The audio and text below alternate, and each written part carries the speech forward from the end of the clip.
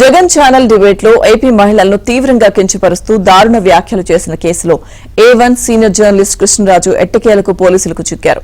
బుధవారం మధ్యాహ్నం 3:30 గంటల సమయంలో శ్రీకాకుళం నుంచి విశాఖ వైపు వస్తున్నట్లు గుంటూరు జిల్లా తుళ్లూరు పోలీసులకు సమాచారం అందింది.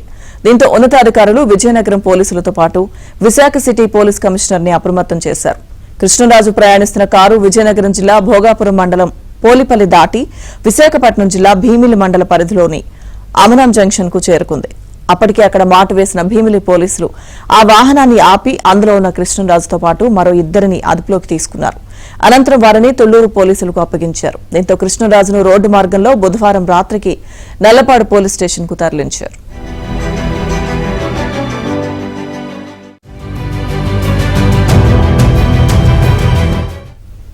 సాక్షి టీవీ ఛానల్లో ఈ నెల 6న నిర్వహించిన డిబేట్ లో జర్నలిస్ట్ కృష్ణరాజు అమరావతిని వేశ్యల రాజధానిగా అభివర్ణించారు. ఈ వ్యాఖ్యలపై తీవ్ర స్థాయిలో మండిపడ్డ మహిళలు రాష్ట్ర వ్యాప్తంగా ఉద్యమిస్తున్నారు. ఈ క్రమంలోనే తుళ్లూరు పోలీస్ స్టేషన్లో దళిత మహిళ కమ్మంపాటి శిరీష ఫిర్యాదు చేయడంతో కేసు నమోదైంది.